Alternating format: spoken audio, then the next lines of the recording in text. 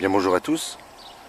Nous voici à nouveau dans le petit jardin laboratoire, le premier que j'occupe et dans lequel j'ai réalisé différents types de buts pour expérimenter les différentes natures de sol et observer ainsi les différents résultats à reproduire dans le cas où les techniques mises en œuvre fonctionnent relativement bien. Alors je vous ai mis une fourche ici pour vous donner une échelle qui va nous servir d'étalon pour que vous puissiez observer le suivi de la croissance des plants et puis surtout de leur évolution qui à mes yeux sont relativement positives. Comme quoi le fait d'avoir préparé son sol quelques mois en avance permet d'obtenir des résultats plutôt surprenants. Ici à droite vous avez des petits pois. Alors, je ne sais pas si vous avez vu la taille de ces petits pois, certains plants font jusqu'à 60, 65, voire même 80 cm et qui promettent d'avoir une très belle récolte. Alors je vais vous montrer que les groseilliers qui ont été palissés se portent ma foi plutôt bien et que comme vous le voyez le sol est recouvert en permanence, il est nourri et comme vous le savez la nature a horreur du vide, et bien elle s'accapare tout l'espace.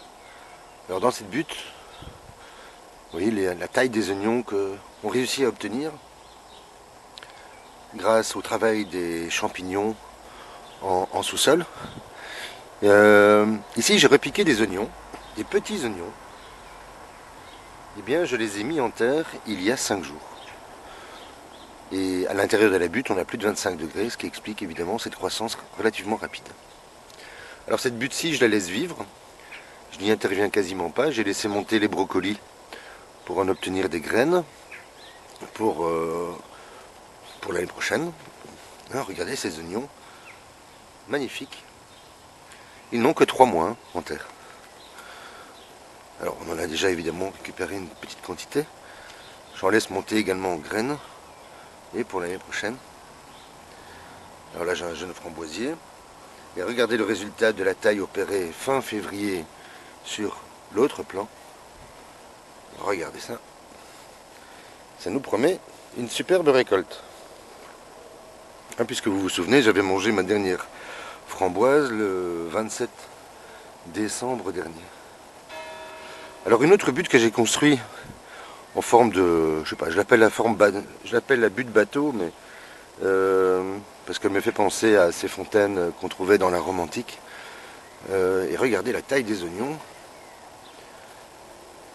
Eux ont été mis au mois de février. J'ai même des pommes de terre qui sont en train de reprendre. Alors ça ce sont les épinards.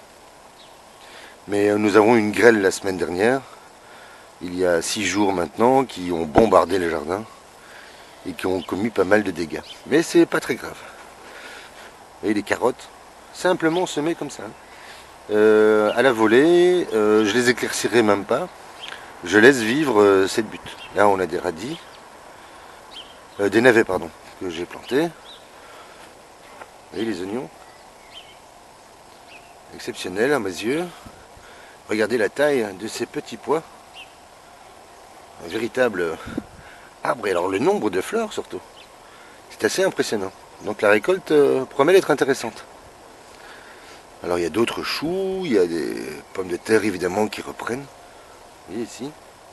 Simplement en ayant déposé des épluchures. Et cette butte vraiment est à mes yeux. Voilà, ici on a des radis blancs. Des navets blancs, pardon. Vous voyez, alors évidemment les oiseaux s'en donnent à cœur joie. Dès qu'ils peuvent venir se nourrir gratuitement, c'est ce qu'ils font. Alors j'ai nettoyé l'autre partie du côté de la butte bateau, exposée au sud parce que la végétation est beaucoup plus importante. Et dans cette partie, je la laisse en espérant qu'elle la recouvre complètement. Ça servira à consolider les bords, vous voyez, et toute la nourriture, toute la richesse qui a été mise en place avec un tout petit peu d'effort. Bon ben voilà, je voulais vous montrer le succès de ce type de butte. Et là, nous ne sommes qu'au mois de mai, à la mi-mai. Et ben, si tout va bien, d'ici 15 jours, 3 semaines, on pourra commencer quelques récoltes. Voilà, je vous remercie. Excellente journée à vous.